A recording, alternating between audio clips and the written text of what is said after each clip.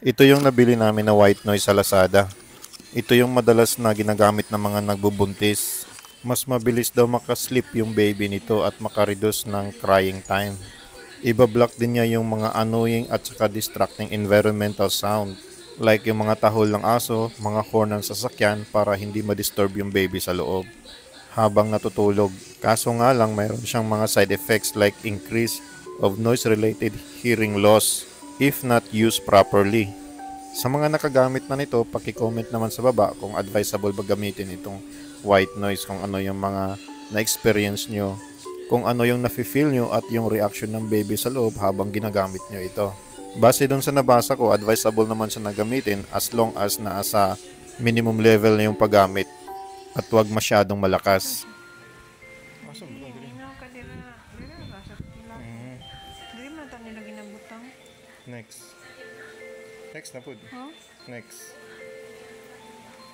Duwa ra man. No.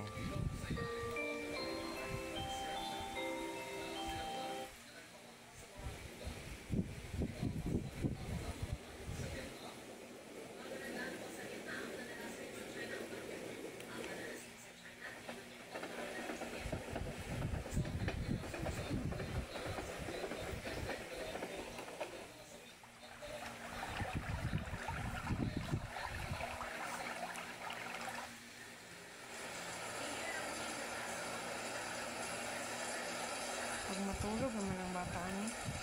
Ako na siya. No.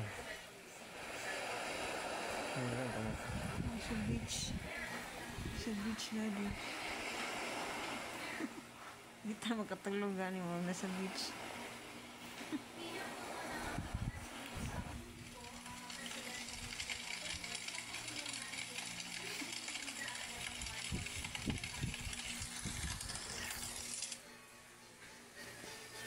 Sige ba gamay? Gusto yan ya. Malipog ni Johnny daddy. Dagan na siya madunggan. Sige lang.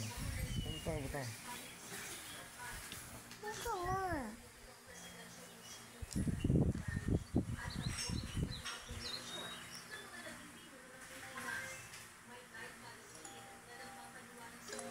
Ganyan na. Ayos, hindi to.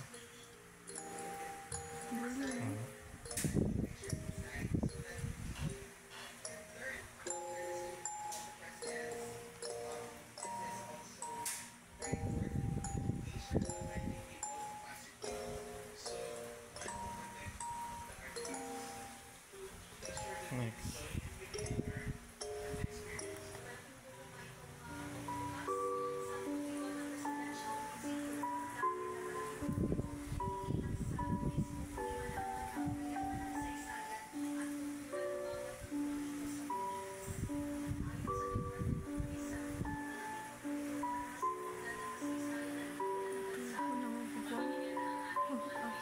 Okay, next.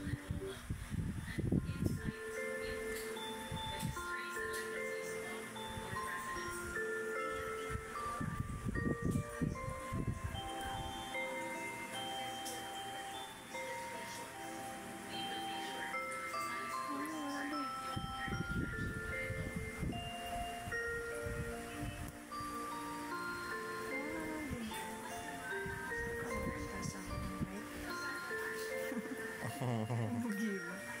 Pilay. Pilay.